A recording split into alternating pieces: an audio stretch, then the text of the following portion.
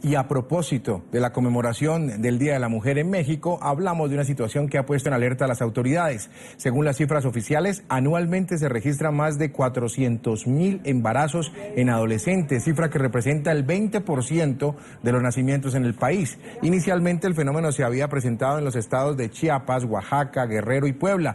Sin embargo, ahora se ha extendido por el norte de la nación. El Estado de México es la entidad con mayor número de casos, con un total de 53.329, equivalente al 15%. Le sigue Veracruz, que registró 25.729 nacimientos entre los países que hacen parte de la Organización para la Cooperación y Desarrollo Económico, la OCDE. México encabeza la lista de mayor índice de embarazos, con 64 por cada 1.000 adolescentes. Y para conocer las causas de este incremento en embarazos adolescentes nos acompaña Carlos Belti. Él es investigador del Instituto de Investigaciones Sociales de la UNAM, doctor en demografía. Gracias por acompañarnos. Bienvenido a la tarde de NTN 24, doctor. Siempre es un placer estar con ustedes, Jesús, y estoy a sus órdenes, desde luego. La causa principal, lo que quizás muchos televidentes se puedan preguntar en este momento, ¿por qué está sucediendo este fenómeno? Bueno, ya dio unas cifras que son alarmantes, desde luego. Lamentablemente ocupamos el primer lugar entre los llamados países más desarrollados en estos aspectos. Y eso debe preocuparnos a todos, no solamente a los mexicanos, porque es un fenómeno que va más allá de las fronteras de este país y que lamentablemente tiene que ver con las condiciones socioeconómicas en que una gran proporción de la población vive. Normalmente se asocia este problema del embarazo adolescente a falta de información y a un comportamiento descuidado por parte de los jóvenes, pero las causas son muchísimo más profundas y tiene que ver con los proyectos de vida de los jóvenes. En una situación en donde los jóvenes tienen muy pocas expectativas, para no decir esperanzas, pocas expectativas por encontrar un empleo bien remunerado, por que la educación les permita avanzar en el desarrollo de cada uno de ellos como personas.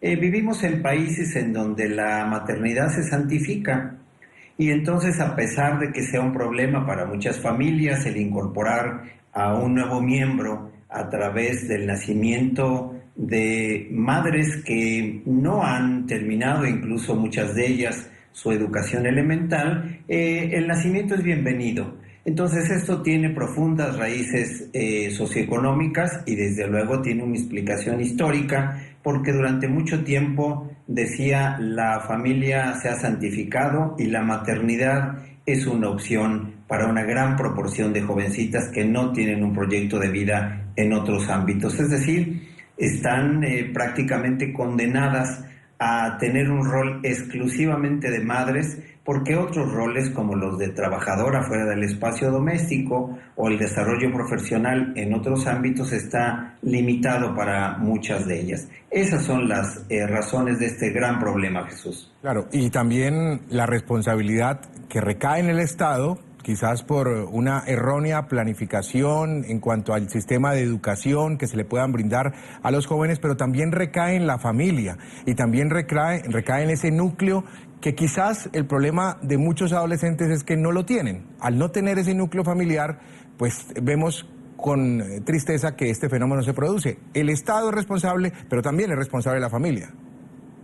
Sin duda, Jesús lo ha expresado muy bien. Hay una gran responsabilidad de los padres, pero debe decirse que está muy claro para los especialistas en esta materia a través de toda la información disponible. Hemos hecho evidente que una gran parte del comportamiento de estos jóvenes es un comportamiento que se transmite entre las generaciones. Incluso diría, está muy ligado a la transmisión generacional de la pobreza. Entonces, entre otras acciones, si queremos romper este círculo perverso de la pobreza, tenemos que atender este problema. Y lamentablemente, en el caso de México, casi podría decir en los años que van de este siglo, el Estado ha olvidado sus responsabilidades en esta materia. Debo decir que en todos estos años se ha abandonado la política de población. Parecería que con la baja de la fecundidad general, desde luego, el problema demográfico no existe en este país. Pero debo mencionar una cifra que es contundente para preocuparnos.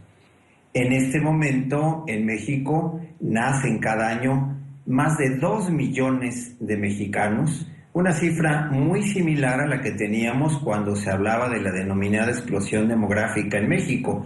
Es decir, si bien en términos de tasas este problema ha disminuido, en términos de números absolutos, resulta que tenemos las mismas cifras que teníamos en este país cuando no se implementaba ninguna política de población. Este sigue siendo entonces un problema fundamental para la sociedad mexicana y, como le decía Jesús, para una gran parte de esta que es nuestra región, para Latinoamérica. Claro, yo sé que de pronto lo cojo fuera de lugar con la pregunta, pero cuando se habla de embarazo adolescente también se empieza a asociar el riesgo de aborto o abortos.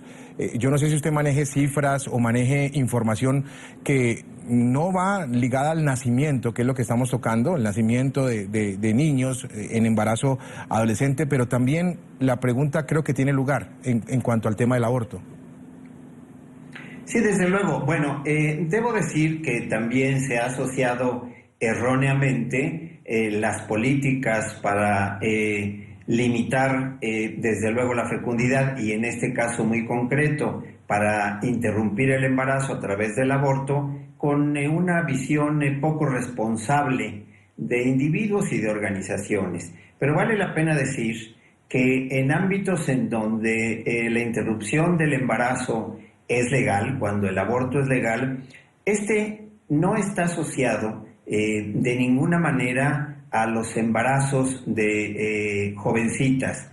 Quiero decir que una gran proporción de los abortos tienen la mayor incidencia entre mujeres en otras edades, en edades más avanzadas.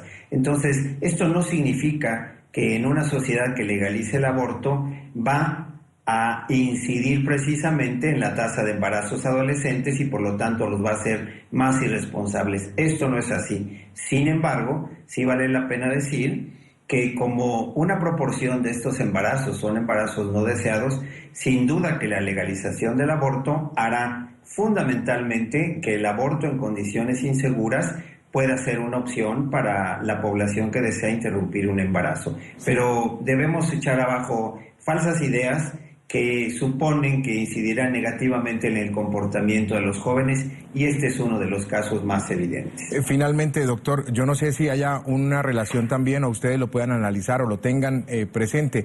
¿Cuántos de estas madres o cuántas de estas madres logran formar una familia y cuántas se quedan como madres solteras una vez nace el niño? Sí, claro. Bueno, simplemente debo decir que la mayor proporción de madres solteras se ubica precisamente en este grupo de edad. Pero además esto me permite hablar de otra situación importante, Jesús. En este país, y nuevamente reitero, la situación en Latinoamérica es muy similar, tenemos un nacimiento por hora de madres niñas, es decir, niñas no adolescentes, es decir, menores de 15 años, que están teniendo embarazos y están teniendo desde luego hijos. Y este es un problema especialmente ligado a la violencia en el seno de la propia familia. Es decir, hay situaciones en donde es evidente que la violencia se refleja en embarazos de estas niñas, pero además perpetrados, y utilizo con toda intención esta palabra, por su círculo familiar más cercano, es decir, por los padrastros, incluso padres, abuelos o hermanos de la niña. Y esto es algo que se oculta, pero que las cifras más recientes hacen evidente. Este es un problema muy, muy serio y es un problema que en el Día de la Mujer tenemos que resaltar porque significa el extremo de la violencia hacia estas niñas en el seno familiar. Muy bien, le agradecemos a Carlos Belti, él es investigador del Instituto de Investigaciones Sociales de la UNAM y doctor en demografía, por habernos acompañado estos minutos aquí en la tarde de NTN 24. Muy amable por su tiempo. Gracias a ustedes, Jesús. Gracias.